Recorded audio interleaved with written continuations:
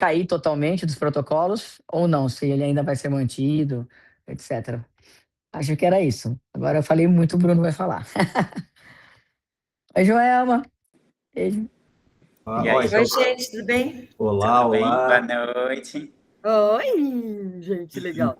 Cláudia, a observação foi ótima, até porque começou com os artigos, que é uma prática interessante de congresso, né? Trazer os artigos que alguém seleciona, muito legal. Só que como eu também me chamou a atenção isso das crises convulsivas, eu acho que a gente podia ouvir o Gabriel, que está aqui, eu não sei se o João ainda está aí, que estava aqui agora há pouco, que trabalha aqui num serviço privado. Mudou alguma coisa em relação, porque o fenobarbital a gente continua, até está se usando na manutenção. Queria ver se tem alguma coisa protocolar, mas chamou a atenção mesmo que quase todo mundo que fez revisão apresentava até levetiracetam, né? Bastante importante, uma droga de segunda escolha, e não colocou o fenobarbital, que lá nos recém-nascidos. Então, não sei se tem alguma coisa aí para falar. Gabriel, como é que está aí no Canadá? Não, acho que a boa notícia é que o levetiracetam venoso já está disponível no Brasil, né? Já foi aceito pela Anvisa, já tem alguns hospitais utilizando. Né? Acho que a grande vantagem dele é ter um perfil de segurança um pouco melhor do que a fenitoína e a administração mais rápida, né? Você consegue fazer ali em 5 minutos. Né? Os estudos não mostraram diferença, né, de eficácia. Aqui a gente usa o fenobarbital está na nossa terceira linha. Né? A gente considera a segunda linha a fosfenitoína quer dizer, o levetiracetam, né, a fosfenitoína, dou preferência para o levetiracetam, os dois igualmente ali na segunda linha. Né? Mas o feno já entra para a terceira linha, justamente porque a gente sabe que, principalmente depois de ter recebido benzodiazepina, outras drogas, a gente tem um maior risco ali, né, de perda de drive respiratório, né? Pode ter mais estabilidade hemodinâmica. Então, acho que esse é o futuro, assim, do fenobarbital. Ele não vai sair dos protocolos, né? Ele tem... Até porque a ideia do estado epilético é a gente mudar o mecanismo de ação, né? Das drogas. Mas a gente vai tender a deixar ali mais antes de ir para as drogas de infusão contínua. Né? E outra coisa também, né, o que a gente tem visto muitos pacientes vindo com testes genéticos, né? Paciente que vai ali para uma ou duas drogas. Que não é um caldo de frango, não é um caldo de... Temos pacientes fazendo teste genético, né? Então eles chegam já com planos individualizados, né? Qual droga funciona, qual droga não funciona, que eu acho que, pensando aí nas epilepsias mais difíceis, controle no centro de referência vão ser, a gente tem que acostumar a ter esses planos, né, para esses pacientes que já têm esse diagnóstico. Beleza. Eu acho que, eu não sei se eu tinha falado do João, não sei se ele está ainda, depois Joelma e a Clarice que levantaram aqui, não sei se o João não estiver aí, Joelma, se tiver. Está ali o João, está ali o nosso...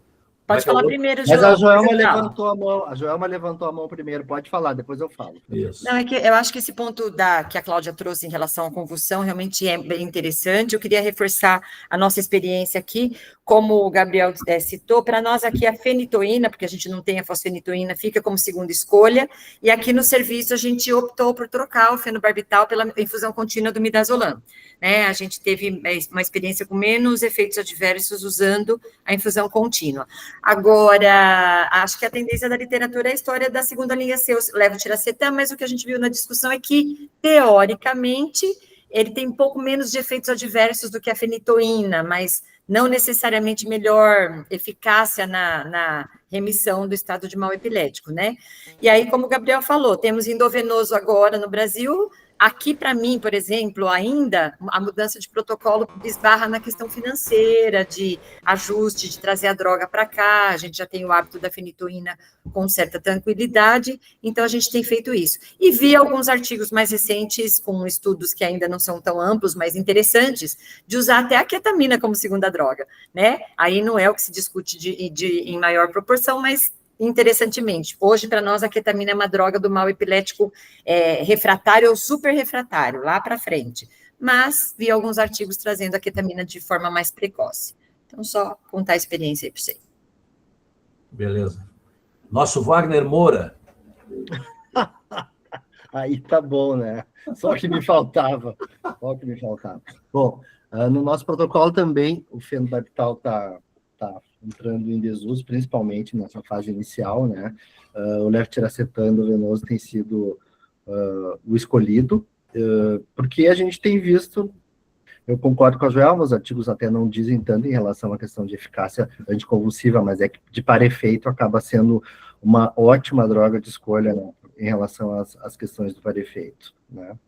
Então a gente acaba usando mais, né?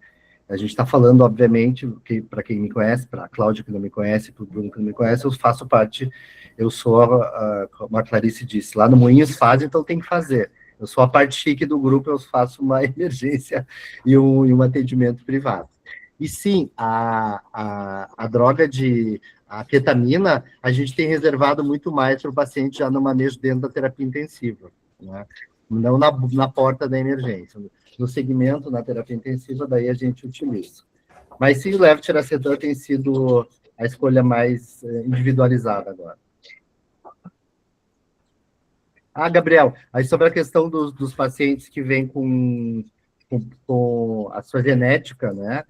Cada vez tem aparecido realmente, mas aí o paciente acaba vindo com algumas referências e com seu contato de neuro, né?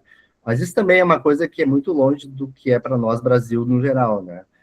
A questão do diagnóstico de epilepsia e de causa genética e qual é a melhor droga, isso está muito longe para o nosso dia a dia, mesmo para mim que trabalho no serviço privado. Oi, boa noite a todos. Eu estou dirigindo aí, mas é o Evandro que está falando. Trabalho no serviço do João também. Eu só queria lembrar que a gente discutiu isso uma vez no congresso aqui também. A levetiracetam, ele entra como segunda escolha, na verdade, estão transformando em primeira escolha. Mas eu acho que o mais importante é olhar o paciente para ver se ele não está fazendo crises convulsivas ainda. Não fazer uma droga e se afastar do paciente e levar um tempo para reavaliar ele. Então, acho que a gente tem que ficar em cima do paciente para saber se ele se mantém essa a mãe dele fez um treco que tinha lua junto com a... O Evandro foi-se? Desistiu, Evandro? Fala, meu filho. Acho que ele caiu. Não, mas ainda bem que ele não está fazendo a droga e está indo fazer outra coisa, né? Fiquei feliz agora. Fiquei feliz que ele faz a medicação e fica ali pertinho. Não, vai bem. Clarice? Bom, eu acho que o fenobarbital, ele tem um lugar que o levetiracetam nunca vai ocupar, que é o lugar de medicar o paciente que não tem acesso. Né? O levetiracetam, que a gente vai ter disponível aqui no Brasil, a gente está em processo de compra, no serviço que eu trabalho principalmente, uma ampola custa R$6 atualmente. Então, realmente, o custo não vai ser um limitante. Né? A fenitoína é muito mais barata, mas é um custo de R$6 e que a gente está, assim, nos finalmente para conseguir concluir o processo de compra. Mas não pode ser feito intramuscular.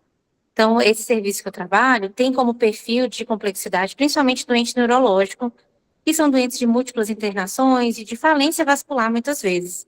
Então, o fenobarbital já me salvou muito para fazer intramuscular.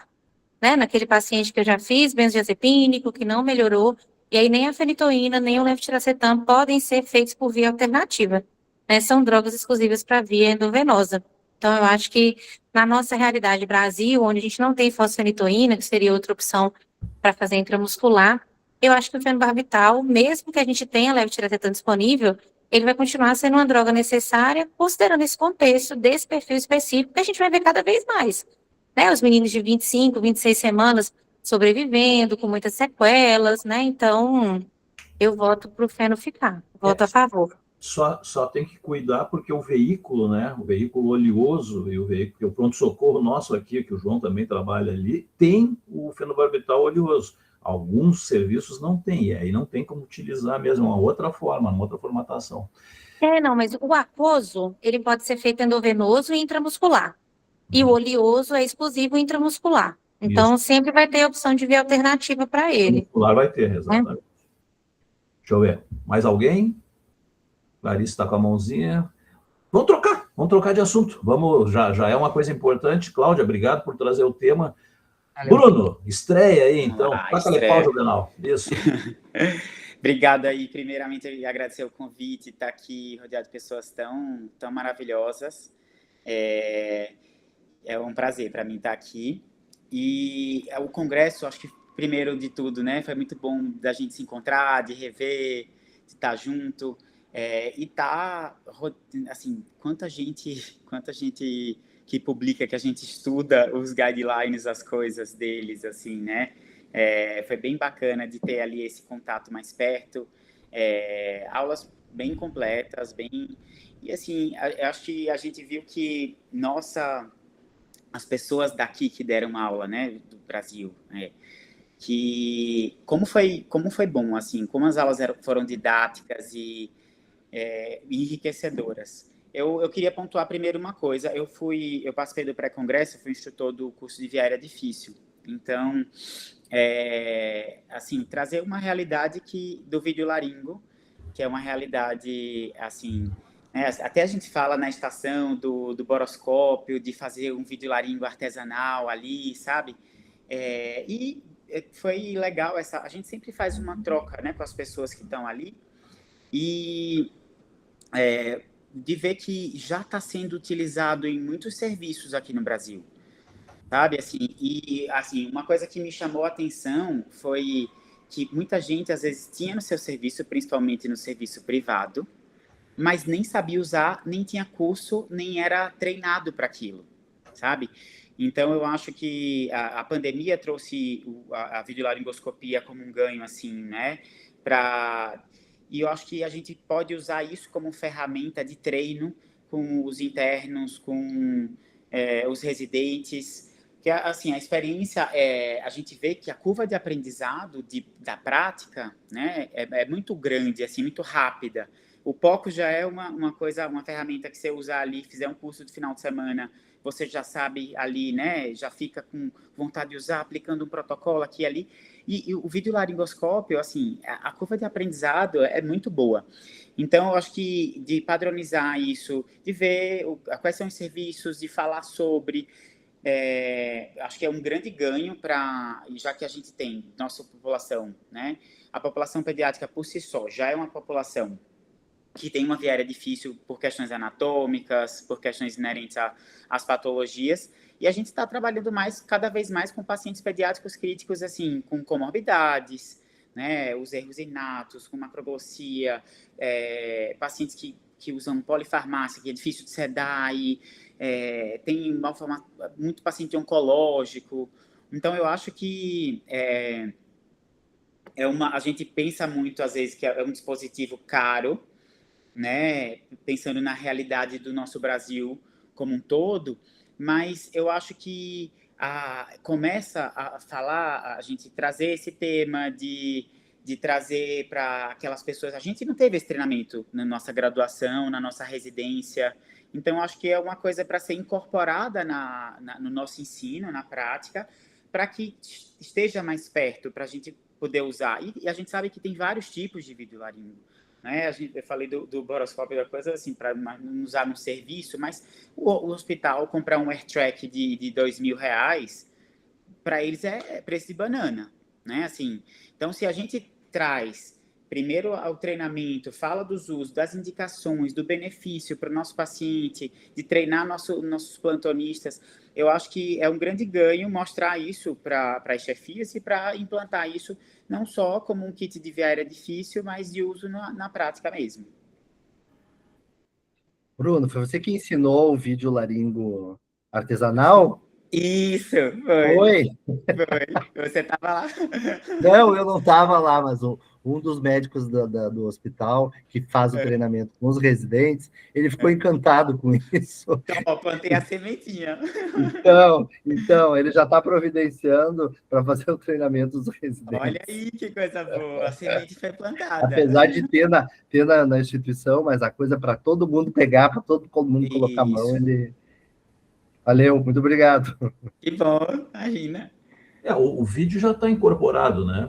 O nosso residente usa há bastante tempo. Eu acho que o único atrasado lá sou eu, porque na minha época era só no olho e no tubo, né? Então, como todo mundo está treinando, eu estou ficando para lá de ultrapassado, mas é muito mais barbada mesmo, muito menos risco. Tá certo que mudou muito o perfil dos pacientes nas últimas 2 décadas, assim, né? A gente tem uma otorrino sempre presente nessas situações mais complicadas, mas vídeo é direto. Se tiver um artesanal aí para ensinar todo mundo, Bruno, faz essa divulgação aí, vamos publicizar esse negócio, né? Vamos fazer. É que a gente divulga primeiro isso, já que é uma coisa, a Cláudia falou, não, eu sou a única emergencista aqui da minha cidade, a gente sabe que tem muitos lugares, né, que a gente não tem, a gente fala de preço de medicação e tal, a gente trabalha no SUS e vê, então talvez ainda não é uma realidade, mas se a gente não começar a plantar isso de ensinar as pessoas que estão vindo aí para a residência para chegar vão trabalhar na linha de frente de hospitais, não só do SUS, mas serviço privado que já tem acesso, então facilita o manuseio desse, né, dispositivo, e que você é familiarizado vai ser um grande ganho para o paciente, né? Joca, você está mudo. A Joelma quer falar. Joelma e Luciana, isso. Isso. O que eu queria falar é o seguinte, eu tive uma orientada uma pós-graduanda que eu fiz a comparação do treinamento entre laringoscopia direta, o videolaringo tradicional e o boroscópio. A gente também implementou, né, o boroscópio legal. Aqui. Até é super legal, porque, por exemplo, para você mandar fazer uma lâmina em 3D, eu gastei R$120 e conseguia 6 lâminas. O boroscópio é 1.500, você pode usar, né, porque não sendo para o paciente, não tem que esterilizar, você vai usar ali. Então, nós comparamos o tempo de intubação entre laringoscopia direta, boroscópio e videolaringo para os nossos residentes, né? E, assim, interessantemente, na pediatria, a gente é mais rápido com a laringoscopia direta ainda, por quê? Porque não somos treinados. Então, essa coisa que o Bruno falou da curva de aprendizado é importantíssima, tem que implementar para treinar, para ficar bom e para vencer a via aérea difícil logo de cara, né? Mas o tempo de boroscópio, que é mais durinho, mais inflexível, deu igual boroscópio e videolaringo. Então, é uma opção para nós treinarmos os nossos residentes para ter uma noção da posição da mão, da visualização, para estar preparado para fazer a videolaringoscopia na sequência. Mas, né, Joca, você falou, está incorporado, mas, meu amigo, a gente não consegue comprar no serviço público aqui, sabe? Outro dia a gente estava maluco aqui, porque acabou a bateria, não tinha comprado, não tinha para comprar, difícil pedir, então ainda uma limitação financeira, às vezes, em relação a ele, mas com certeza o treinamento tem que acontecer, né, Bruno? Porque se não acontecer, quando você se deparar com ele, você vai ser pior com ele do que com a laringoscopia direta. Com certeza. E o boroscópio, assim, você consegue um boroscópio, às vezes, de R$40. Eu tenho o Aleixo, que é emergencista lá de Sorocaba, que estava comigo lá no pré-congresso. Ele tem até um link, um QR Code de impressão, de impressora 3D. Depois eu vou pegar e socializar aqui com vocês.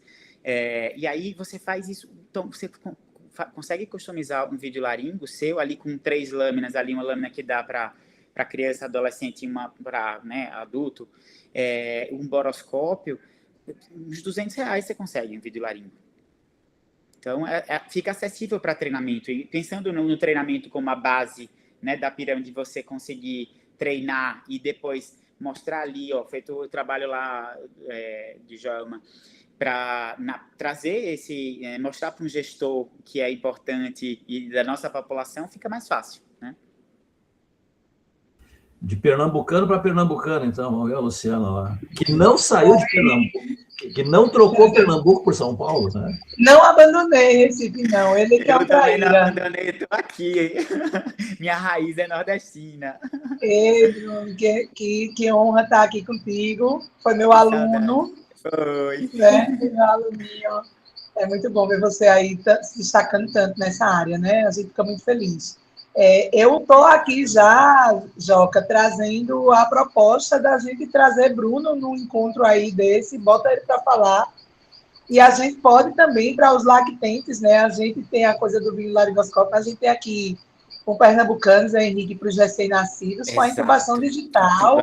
E também assim, é espetacular para o bebê menorzinho, aquele, às vezes, prematuro, extremo, que recebe alta, vai para casa e volta ainda muito magrinho, muito pequenininho, e que, às vezes, a gente tem dificuldade até de ter a lâmina, que aí o vídeo para essa população ainda né, neonatal, ainda é mais difícil de você conseguir as lâminas com esse tamanho, porque, sim, de fato, E aí é uma alternativa, a gente pode trazer essa ideia aí para umas próximas reuniões da gente, aprofundar isso daí, né? O Bruninho pode trazer essas questões para a gente.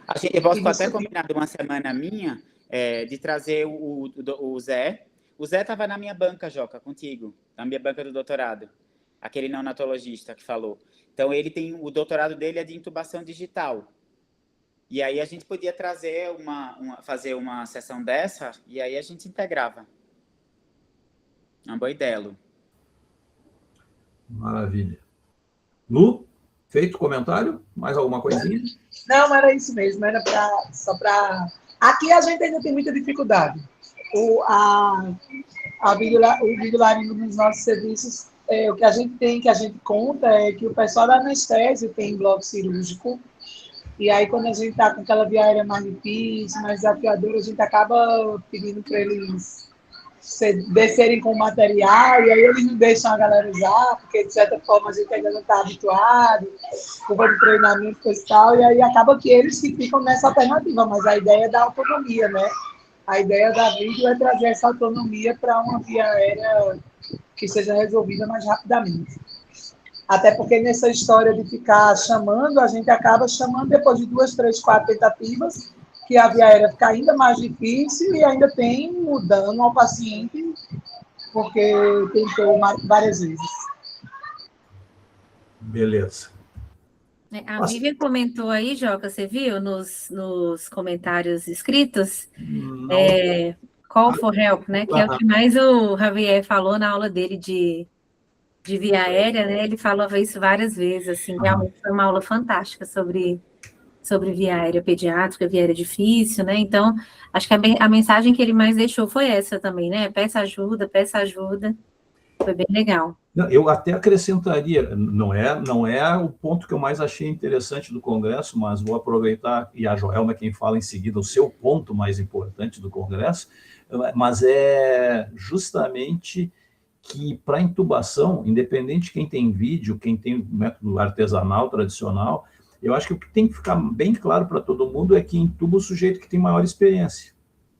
Então, por isso é que esse negócio de treinamento ele é complicado, né? Então, é melhor a simulação, é melhor fazer algumas coisas, mas quem tem mais experiência é quem vai intubar. É uma coisa que para nós agora é óbvio, mas na época que a gente estava em formação, há pelo menos 2 anos atrás, quando a gente recém estava começando, né? Aí era a gente que queria intubar.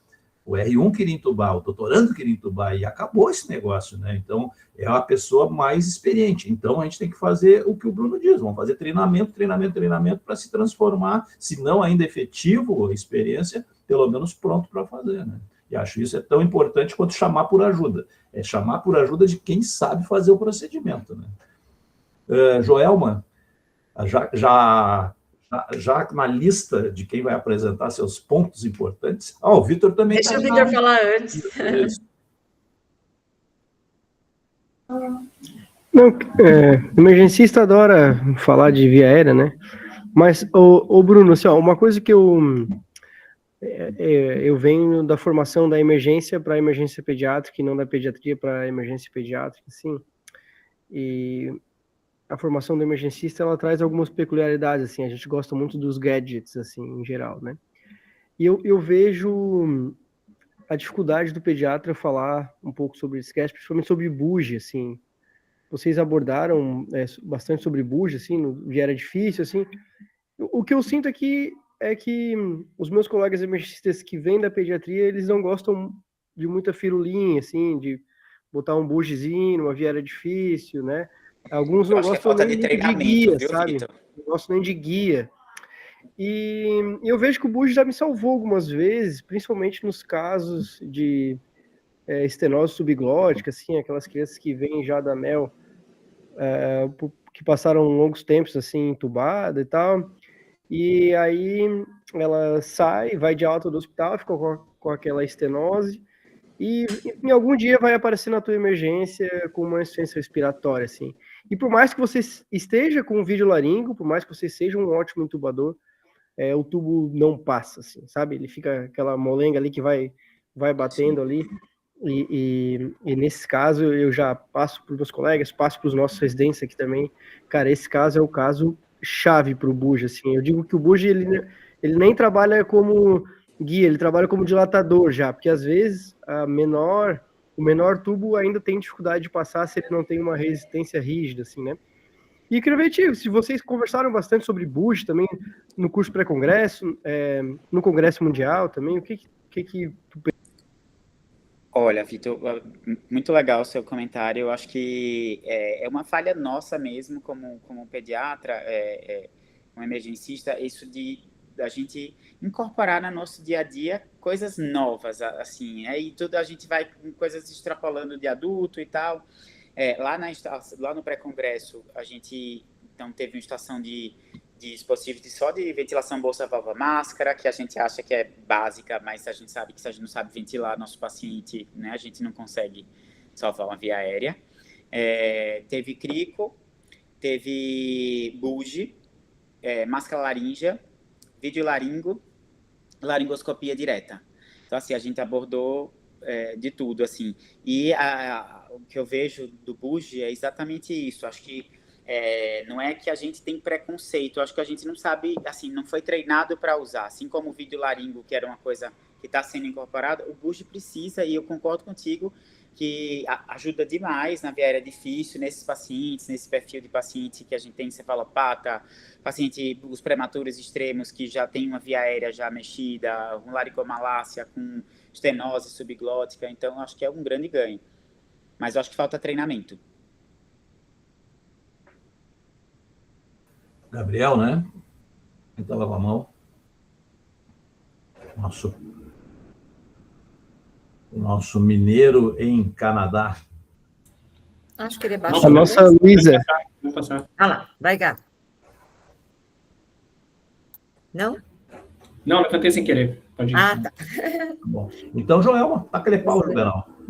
Eu queria retomar uma coisinha em relação à via aérea, acho que isso que o Vitor trouxe é super importante, e como o Bruno reforça, a gente não tem esse treinamento com o danado do bugie, mas sabe uma coisa que tem me angustiado muito, e eu acho que nós temos que pensar na melhor terapia, nas melhores abordagens, claro, mas olha, ontem eu faço simulação com os meus residentes aqui, e ontem um residente falou, Jô, no plantão da UTI, a hora que foi entubar, a lâmpada não acendia da lâmina, e aí tivemos que correr no pronto-socorro pegar uma lâmina de laringoscopia direta. Por que eu estou trazendo isso aqui? Porque a gente tem colegas e, às vezes, residentes e alunos, que, às vezes, muito mais até do que a tecnologia, sistematização da checagem do material que está disponível para a gente, né? Ele funciona? Ele está ativo?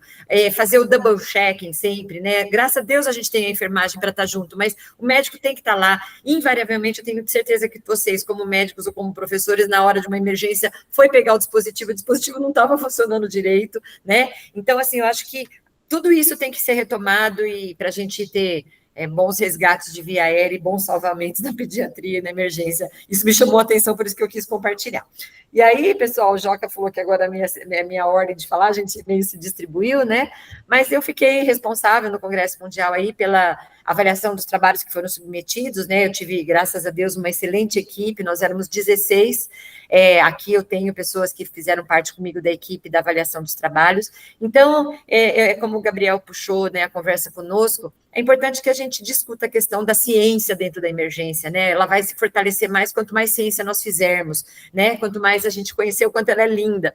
E nós recebemos no nosso Congresso Mundial 1.378 trabalhos. Tivemos trabalhos em inglês, trabalhos em espanhol. Essa equipe de 16 dividiu comigo a avaliação desses trabalhos. A gente fez avaliações pertinentes, e ainda assim, de 1.378, nós conseguimos selecionar que tinha critérios para o Congresso, era um trabalho de emergência, tá? Com uma qualidade científica regrada, mínima, nós selecionamos 888 trabalhos. Desses 888, 25 foram para apresentação oral e 88 para pôster comentado e os demais exposição de pôster, né? E assim, para quem está aqui, eu acho que eu gostaria muito de apresentar para vocês que entre os 25 melhores temos aqui neste grupo 3 que dos 3 primeiros lugares, 2. Ah, não, mas eu também estou no meio porque eu sou de um lá. Então, eu tenho os 3 primeiros lugares, estão por aqui, né? E eu juro para vocês que a seleção foi totalmente cega, né? É pela qualidade do material mesmo. Então, eu acho que eu quero falar, né? O Bruno e a equipe dele ficou em primeiro lugar na seleção dos 1.378 trabalhos, um trabalho muito bonito, intervalo entre doses de epinefrina e desfechos após a ressuscitação cardiopulmonar pediátrica hospitalar, né? Nesse momento que a gente discute aí, que a American Heart traz na recomendação de 2025 o reforço de que precocidade na adrenalina, quer dizer, tem tempo certo, né? A gente tem que realmente fazer a medicação em tempo oportuno. Então, esse foi o trabalho que ganhou, que os 3 trabalhos, além de menção honrosa, no caso do Bruno, que foi o trabalho, autor do primeiro trabalho, ganhou a possibilidade de fazer um estágio em Washington, né? Por 15 dias lá com o professor Camilo Gutierrez. Então, né? Muito legal, vai levar a nossa ciência para lá, né? Então, assim, é importante que a gente produza, a gente tem que ensinar os alunos, os residentes a quererem produzir, a estar lá, né? O segundo trabalho é da gente, perfil epidemiológico de crianças internadas com insuficiência respiratória aguda, comparação clínica e de desfechos entre infecções pelo vírus sincicial e pelo rinovírus, né? Então, a gente teve aí uma casuística de 200 e poucos pacientes em que nós analisamos a diferença da gravidade dessas crianças. E a Clarice, né? A Clarice aí, o trabalho dela, terceiro lugar, ó, dengue em pacientes pediátricos com doença falciforme, um desafio para os protocolos tradicionais na emergência, tá? Então, eu acho que gostaria de pedir para o Bruno contar o resultado do trabalho dele, porque foi muito interessante, e para a Clarice contar o resultado do trabalho dela, que é muito interessante aqui. Aqui é inovação científica também no MEP Brasil, né? Então, vai lá, Bruno, conta para nós. Mas eu vou pedir para o Bruno não contar tudo. Contar bem pouquinho, até porque ele dividiu em 2 ou 3 partes o trabalho dele, né? Mas na semana próxima que a gente for fazer, o Bruno é um dos candidatos a apresentar. Então, assim, ele dá uns tapinhas aqui. Não pois é, eu ia dizer para ele fazer uma aula sobre Bruno. Isso aí, né? Isso. Vou fazer. E a Clarice da mesma forma, a gente pode usar a mesma fórmula para ela dar um toquezinho agora para deixar... Só degustação. Isso, degustação. Vai lá, Bruno. Bruno, a pessoa chega aqui, já lhe arranjaram 2 semanas seguidas de trabalho. É aqui, ó. Ó o couro. Tiraram já uma tira de couro minha. Nem quando você era plantonista da emergência do IMIP. É verdade. Dá um spoiler então do meu trabalho. Meu trabalho foi uma tese de doutorado para estudar exatamente o uso da epinefrina na parada. Então, vi tempo de primeira dose, intervalo de dose e prognóstico neurológico. Então, a maioria dos trabalhos é ROSC, né? A recitação logo faz o retorno da circulação espontânea, alta, 1 mês, 6 meses. Então, era a casuística mais longa, assim, do pós, 6 meses. Então, o meu, eu vi o prognóstico neurológico e o desfecho até 1 ano. E aí, assim, o meu trabalho, ele foi de encontro à literatura. Eu sustentei, no fim, que da epinefrina, assim, eu não consegui estabelecer o intervalo ideal, porque minha análise, meu achado foi significativo na univariada, mas na multivariada não se manteve. Mas eu achei a mesma coisa da tendência dos últimos 2 artigos, que foi lá do SHOP, do Philadelphia Children's Hospital, do pessoal que estuda lá, da Martha Kinsley, que a gente dá epinefrina no intervalo mais curto, menor que 3 minutos. A gente falando de intervalo de dose. A gente sabe que tem vários vieses, assim, que, teoricamente, os trabalhos deles, assim, eles usam PAI, então eles geralmente dão epinefrina, naqueles que funcionaram, aí a gente dá com intervalo mais curto. Então, o meu, que aqui eu achei, assim, também, que eu não separei por ritmo, mas mais 50% dos meus pacientes, o ritmo inicial da parada foi brade sintomática. Então, talvez, se eu ventilo esse paciente e não dou epinefrina, vai ser, né, 80% parou na UTI. E aí já tinha um acesso, foi visto rápido a parada, então recebeu adrenalina super precoce, né? Então, são várias coisas envolvidas, mas eu acho que em termos de número, então foi um trabalho robusto com 599 eventos de parada, de ressuscitação. E aí a gente viu isso que, então, os pacientes que receberam epinefrina no intervalo menor que 3 minutos, eu separei, menor que 3, 3 a 5, maior que 5. Então, aqueles que receberam com menos de 3 minutos, eles tiveram 2,3 vezes mais chance de sobrevida de 1 ano, na minha casuística.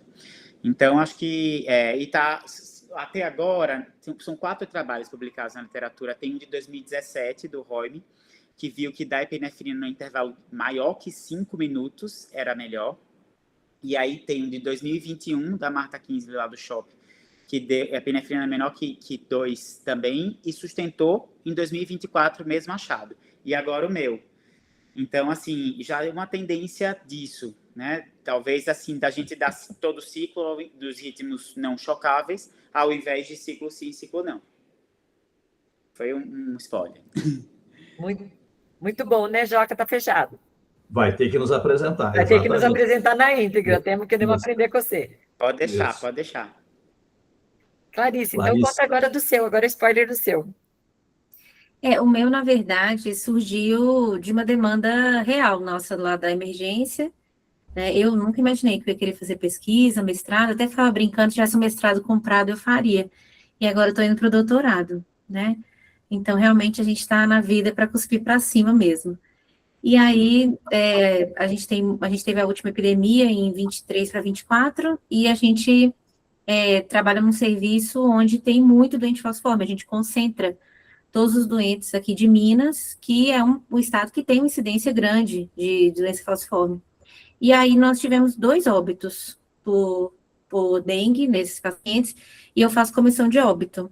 E aí, quando a gente tem esses óbitos assim, a gente tem que propor mudanças de fluxo, né, para evitar que novos óbitos aconteçam. E quando eu fui revisar, a literatura tinha trabalhos, assim, muito pequenos, de 70 pacientes, né, de 40 pacientes, 10 pacientes. E aí eu falei, gente, acho que a gente já tem mais do que isso aqui, nessa única epidemia. Vamos estudar os nossos, então. E aí a gente começou a ver que o hematócrito não era algo que servia para acompanhar esses pacientes.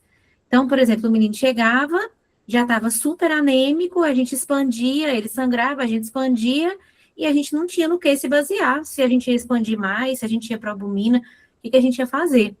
Então, a gente foi tentando encontrar coisas que nos ajudassem a guiar a conduta nesse paciente. Aí nós conseguimos a 2ª maior amostra do mundo, né? Então, nós temos uma amostra de 60 pacientes em 7 meses, sendo que o maior estudo é 70 pacientes em 8 anos, na América Central, incluindo 3 países. E aí a ideia da continuidade na pesquisa, e aconteceu uma coisa muito legal, que nesse final de semana um colega entrou em contato comigo, falando que tinha atendido numa UPA da região metropolitana, uma paciente falciforme com dengue confirmada por NS1. E aí ele falou assim, ela tá ótima, eu tô querendo dar alta. Aí eu falei, quanto que veio transaminase? Aí ele falou, veio 500. Eu falei, então manda ela agora, transfere ela pra gente agora. E aí nós repetimos o exame com 6 horas e já estava 3.000. 6 horas depois, ela estava no 4º dia de doença, né, que seria o momento pior de evolução. Ela foi para o CTI, fez 2 sangrias seguidas de transfusão e teve alta do CTI hoje, depois de 4 dias. Ela chegou a bater 9.000 de transaminases, mas sem critério para falência hepática. Então, realmente, assim, foi muito legal ver esse fruto e ver que a gente já conseguiu aplicar o protocolo, ver que as pessoas em BH e região metropolitana sabem do estudo e nos mandam os pacientes para que a gente possa conduzir, né? Então, realmente, me deu o gás que eu precisava para dar continuidade na pesquisa agora, né? Então, a ideia é agora variar com os outros pacientes, ampliar a amostra, buscar outros centros, porque, assim como o seu, Bruno, na minha análise univariada, foi tudo lindo. Na multivariada, nada. Então, vamos em busca aí de ampliar essa amostra, de pensar em outros recortes, né? Porque são 2 doenças negligenciadas, né? Tanto a doença falciforme quanto a dengue, que predomina em países tropicais, são doenças negligenciadas na literatura mesmo. Então, é muito legal pesquisar essa população, que talvez para a gente não vai fazer tanta diferença, porque nossos pacientes vão vacinar, se Deus quiser, né? Mas imagina o efeito que isso não vai fazer na América Central, na África, né? Em outros lugares onde a gente vai poder, que talvez eles não tenham acesso à vacina, né? E quantos pacientes morrem disso por lá. Então, estamos animados, a equipe é maravilhosa. Ótima ideia. Eu acho que isso mostrou, Joelma, que a tua equipe é uma equipe boa, né? Porque os trabalhinhos estavam bem mais ou menos mesmo, esses que ganharam aí, né? Bem de qualidade. E isso que a Clarice pode colocar, a gente pode tomar como uma iniciativa nossa, de múltiplos centros, né? Do norte ao nordeste, ao sul, ao leste. A gente pode, de repente, fazer uma coisa integrada. Podemos fazer uma coisa integrada com a anemia falciforme. Doutorado aí, Clarice. Doutorado aí faz multi. Podemos ajudar. Eu estou gestando 2 crianças, né? A que está na minha barriga e essa outra que está caminhando aí também. Vamos ver. Mas essa aqui não vai te dar trabalho. Não, imagina, nenhum. A da barriga vai. Beleza. Joelma, eram esses teus pontos? Tu não quer falar do teu trabalho? A gente está aqui, ó. Falta 3 não, acho que é importante ter a Clarice para falar, o Gá, o João, né? Abre para eles. Isso aí. Então, temos... A Clarice já apresentou o trabalho, né? Ela vai dizer que é a coisa mais importante do mundo, né? Claro. Mas o João e o Gabriel... O Gabriel, fala tu aí, que também fez um levantamento aí das nossas coisas. O que você quer falar aí? Clarice, tem mais alguma coisa para comentar? Sobre só isso o que ela mesmo. acompanhou do Congresso? Na verdade, assim, a gente vai no Congresso e fica vendo aquelas pessoas que a gente lê, né, acreditar que elas existem, assim. Então, a gente ia atrás do Natan, que a gente apelidou carinhosamente de Natanzinho, né, que a gente já leu tantas coisas dele. Então, realmente impressionante, assim, o nível das aulas. E o Javier, que é nosso, assim, querido. Toda aula, se ele for falar, assim, de botox estético, eu acho que eu vou. Porque realmente, assim, esse cara dá umas aulas que são inacreditáveis. Acho que ele usa, né, inclusive. Porque eu não perderia mais nenhuma aula dele, Clarice. Não perderia mais nenhuma aula. É maravilhosa. Não, a gente só vai... Ele pode dar aula do que qualquer assunto que ele for falar, a gente vai.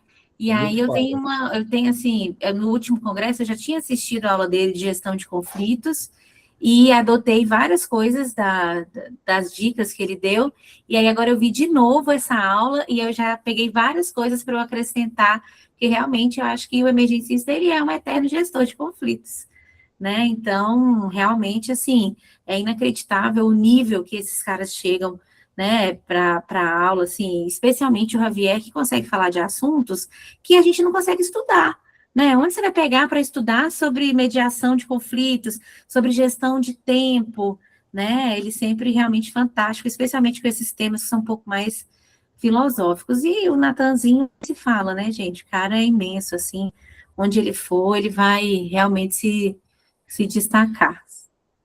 Acho que era isso. Depois a gente conta as fofocas deles, mas aí é fora do ar aqui. Excelente. Posso ir? Vai. Acho que, assim, a primeira coisa, assim, a visão geral é como nossos congressos têm ficado cada vez mais completos, né, do ponto de vista dos desafios da medicina de emergência pediátrica, né. Eu brinquei até algumas vezes, né, que eu só ia nas salas mais vazias, que eu acho que é onde estavam os debates mais interessantes, pelo menos na minha área de interesse agora, né. Eu acompanhei mais, assim, as mesas de trauma, né, as que estavam focadas em sistema, né, e eu tenho um destaque também para a questão da carreira, né. Vou começar por essa parte, porque eu acho que a gente teve uma aula muito interessante falando sobre paixão, propósito e presença, né.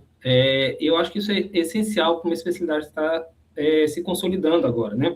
Nós ainda somos poucos, nós ainda estamos crescendo aos poucos, né?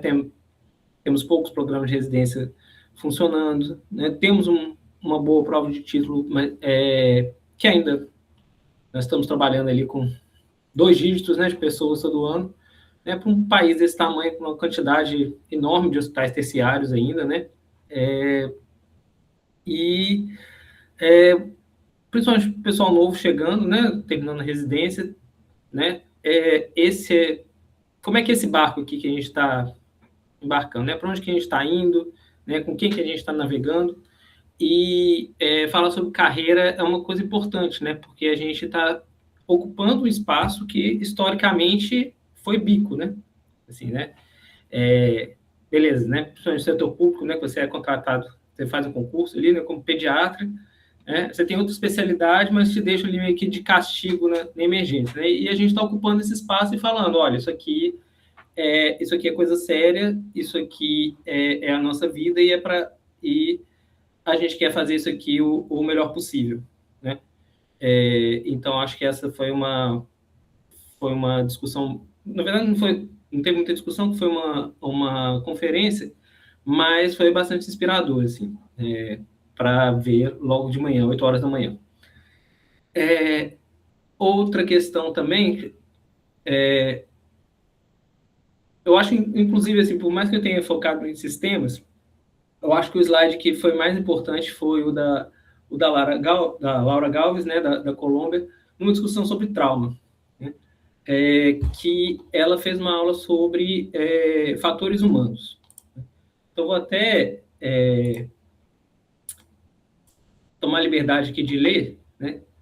O slide falava assim, né? Mesmo diagnóstico, os mesmos protocolos, ainda assim, desfechos diferentes, né? E acho que, assim, boa parte dos nossos congressos, boa parte dos nossos cursos, a gente foca nessa primeira parte que ela fala assim, né? O que a gente acha que determina os desfechos, né? Aderência a protocolos, conhecimento clínico, né? E habilidades técnicas, né? Sim, a gente tem um grande gap nisso ainda no Brasil, justamente porque a gente está crescendo como especialidade, a gente sabe que boa parte dos nossos departamentos de emergência pediátrica ainda, né, não tem especialistas 24 horas, né, em emergência pediátrica, né? Então, sim, há esse problema, né, mas mesmo quando a gente tem, né, falta o que ela fala, né, o que realmente determina esses desfechos, né? O design do sistema, né, a carga cognitiva, a comunicação de equipe e a consciência situacional, né, que a gente chama de manejo de crise, né, ou CRM, né, que vem lá da aviação. E eu acho que isso é super importante, ganhou um destaque recente, né, na última edição do ATLS, na última edição do PAUS, né, cada vez mais a gente, olha, beleza, a ciência clínica ali, né, de procedimentos, ela avança muito devagar, mas a gente ainda tem um grande campo de oportunidade de melhoria em como que as equipes funcionam, né, e emergência não né, a gente vê que cada vez menos focada no que está na cabeça do médico, né? Não adianta a gente decorar o protocolo de sepse, o algoritmo do PAU, se as coisas não funcionam ali na prática, né?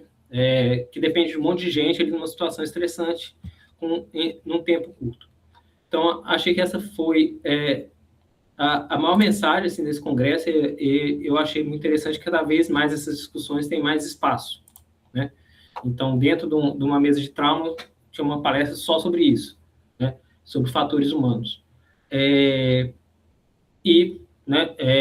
Destaco também uma palestra sobre qualidade de segurança, né? Sobre a importância da gente analisar indicadores adequados, né? A gente ter esse foco aí da parte da gestão, né?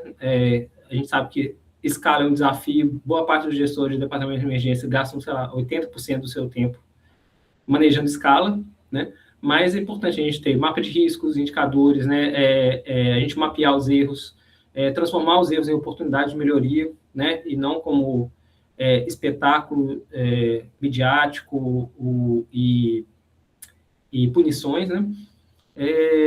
Também essa parte de sistemas e de comunicação foi muito forte na palestra, no debate sobre passagem de plantão e transferência de cuidados, né? E acho que esses seriam os meus principais destaques, né? Da parte clínica de manejo, eu acho que uma palestra que ainda um tema que a gente ainda precisa discutir bastante, que há muita variação entre os serviços, é realmente a reanimação, né, da parada cardíaca no trauma, né, parada cardíaca traumática, né, que acho que ainda há muita variação e que a gente precisa discutir mais a fundo, né? E aí, vai fazer toracotomia, não vai fazer toracotomia? Vai fazer compressão torácica durante a parada do trauma ou não vai fazer compressão torácica, né? Vamos focar, né, descobrir onde está sangrando e fazer hemostasia. Então, isso seriam os destaques que eu tenho para trazer. Beleza. Joãozinho, Moura. Opa, Moura não. Krause. Tu acha que dá tempo? Senão. Eu também vou falar só uma coisa, porque eu vou sair segundos, totalmente. Eu vou falar totalmente também, exatamente, sair um pouco do convencional aí, porque eu acho que eu nunca tinha ido. Eu acho, não tenho certeza, que eu nunca fui num congresso com uma qualidade de palestrantes dessa forma. Assim, eu faço vários congressos de terapia intensiva, mas eu vou dizer para vocês que esse Mundial de Emergência me surpreendeu de forma absolutamente, e fiquei muito grato de estar ali, fiquei muito feliz de estar ali. E saindo um pouco fora da caixa também, que vocês já falaram bastante sobre as questões clínicas, uma aula que eu assisti sobre disforia de gênero e o atendimento em emergência, onde tinha o Pedro Henrique, que é um pediatra de São Paulo, não sei se vocês conhecem, e ele é ibiatra. Eu não vou me lembrar o nome das pessoas. Tinha uma pessoa da Inglaterra, que é uma enfermeira, tinha uma emergencista pediátrica e tinha uma outra ibiatra. Eu tive a oportunidade, depois da aula, de conversar bastante com eles sobre esse assunto e do quão isso está mais frequente, quanto isso está mais presente no dia a dia de quem está na porta, em que a gente... E se focou coisas assim, as dificuldades de ver que um homem menstrua, né? Então, várias situações que para nós são muito bizarras dentro do nosso dia a dia e de paradigmas que a gente vai ter que vencer, né? Então, assim, do ponto de vista de informação e de aprendizado em relação a isso, claro que eles não são os mestres totais nisso, mas eles conseguiram passar para quem estava lá assistindo uma vontade de querer entender um pouquinho mais desse assunto, porque isso virá cada vez mais para as nossas emergências.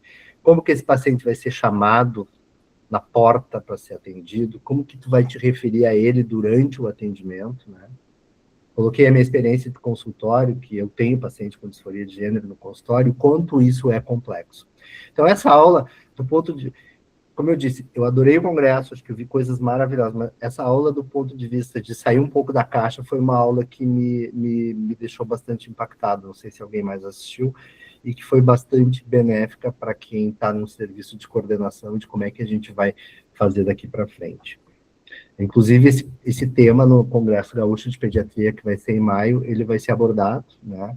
Já tinha sido uma coisa que nós discutimos, né, Joca? E a gente acabou abordando numa aula, numa mesa de adolescência. Não vou transmitir aqui exatamente tudo que eles falaram, mas só chamar a atenção de que isso vai fazer cada vez mais parte do nosso dia a dia dentro dos nossos serviços. O congresso foi um espetáculo, eu fiquei muito apaixonado. Eu consegui assistir uma aula de bronquiolite, que eu fui para lá, eu vou lá ouvir mais do mesmo. Só que não. Eu fui lá e escutei muita coisa boa de bronquiolite. Muita gente aliviada de que eventualmente nebuliza uma bronquiolite. Foi muito bom. Tem mais coisas, mas eu acho que agora nós estamos meio que apertadíssimos de hora aí. Isso. E o João, eu queria pegar esses últimos ganchos que todo mundo falou aqui, porque, assim como fiz a abertura, fazer o fechamento, né? Por gestor, por velho, por uma série de outras coisas, a gente vai pelo lado técnico, mas também vai muito por esse lado de humanização, de organização de serviço, de pensamento, de temas importantes a ser abordado, né? E sabe assim, eu fui numa mesa pequena, por exemplo, de marihuana.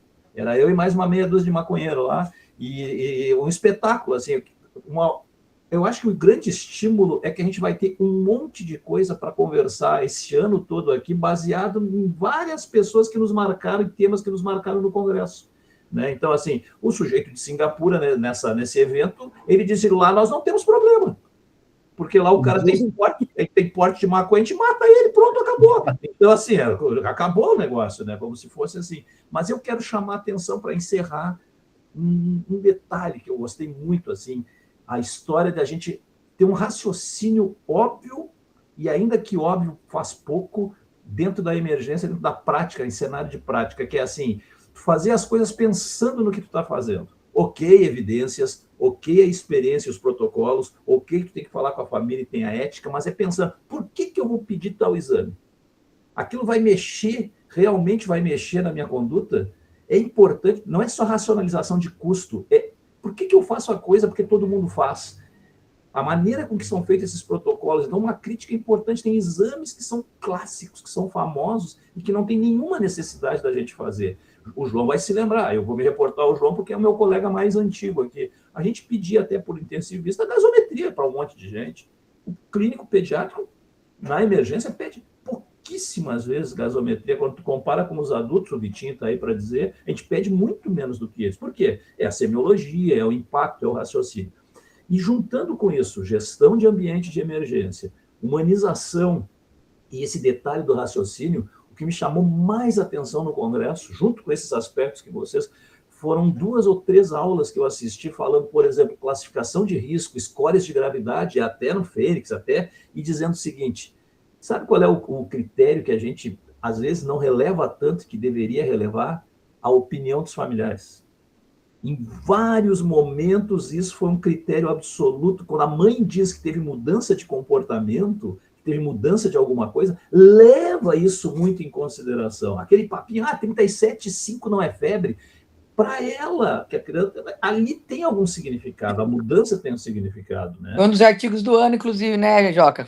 Um dos artigos do ano falou disso. Exatamente. Então, assim, pequenas mensagens, mas que são muito gratificantes, porque a gente vai embranquecendo e vai vendo o quanto a gente aprende uma série de coisas com as mães, com os familiares, com os cuidadores de instituições. Mudou, a criança mudou. E a gente que não consegue enxergar num primeiro momento, na verdade, quando a gente fala disfuncionado e que ninguém entende, é a experiência clínica que a gente tem, mas tem que levar em consideração a família, né? Então, e a nossa obrigação é ensinar os nossos residentes. Exatamente. Ensinar que exame tu faz, que exame que tu não faz. E não é porque tu é dono do Moinhos que tu não quer que faça o exame. É porque tu já sabe que aquele lactato ele é importante para determinadas situações, mas não para todas. O maldito PCR, esse, não o PCR da pesquisa viral, mas o proteína C reativa, né? Então, cara, por que precisa pedir pesquisa viral para todo mundo? Talvez não precise, a gente sabe que está sensicial, que está correndo, né? Para que serve essas coisas? Então, a gente vai deixando algumas vezes. O João é o maior fornecedor de exames lá para o clínicas, porque ele faz nos ricos lá e diz que está circulando metapneumovírus. Eu não preciso pedir aqui no Hospital Pobre, porque já sei que está circulando metapneumovírus em Porto Alegre. Tá vendo, gente? Eu sofro bullying porque eu trabalho no Hospital Rico, entendeu? Eu sofro bullying. Não sofre bullying, aqui tu é muito bom. Então, assim, a gente tem que se reportar a ti nessas coisas todas, o Brasil inteiro, né? Bom, moçada, eu não quero me estender, eu que sou cumpridor dos horários, aqui são 8h10, é um privilégio todo mundo, né? Bullying reverso. Se tem alguém que quer fazer um penúltimo, último comentário, por favor, fique à vontade, que eu não quero cortar a fala de ninguém. Então, se alguém do grupo ou alguém fora do grupo quer comentar alguma coisa, está aberto. 30 segundos. Eu acho que a coisa importante é a gente fazer o que nós combinamos na nossa reunião, que é cumprir o horário. Isso aí. Então, acho que isso vai ser importante até para que as pessoas fiquem mais estimuladas a estarem conosco ao longo do ano. Certíssimo. Eu tenho uma pergunta rápida. Alguma previsão de quando vai começar, a gente vai poder assistir as aulas que a gente não pôde assistir no Congresso? 20 Já tem uma previsão? A partir 20 de abril. De abril vai liberar no sistema para a gente assistir. Ótimo, essa informação é importante. Mas, Evandro, tu me deposita mais uns R$500 e eu te libero no final de semana aí, se tu quiser alguma coisa. Ô, Joca, então deixa eu só fazer um convite rapidinho. Faça. Tá? Só convidar todos que nós teremos agora, de 29 de abril a 2 de maio, o 2º Congresso Latino-Americano de Medicina de Emergência. E também vai ser no Brasil, tá? Então, é de Medicina de Emergência, nós teremos assuntos dos adultos e das crianças, estaremos lá, tá? Então, eu queria convidar todos que puderem, que quiserem estar. Teremos algumas discussões pediátricas, do pessoal que teve no Mundial, vai ter o Rani, vai ter a Grazi, vai ter o Camilo, né, estará conosco, eu vou estar lá também, o Joca tá, acho que vai, né, Joca? Mas, enfim, só convidar vocês, tá? De 29 de abril a 2 de maio, tá bom? Onde que é, Jô? Faltou essa informação. É em São Paulo, eu esqueci o nome do recinto, mas é São Paulo, desculpa. Rebouças. É só entrar lá, Flame É no Rebouças, Latam. é no Rebouças. O Camilo me falou que era no Rebouças. É no Rebouças mesmo, né? Flame Latam, 2º Congresso Latino-Americano de Medicina de Emergência. Beleza. É isso aí? Feito, Carreto. Um abraço em todos e até daqui a 15 dias. Bruno, te prepara, Bruninho. Vai tudo contigo. Tchau, gente. Boa noite. Bom encontrar vocês. Tchau. Tchau. Até já.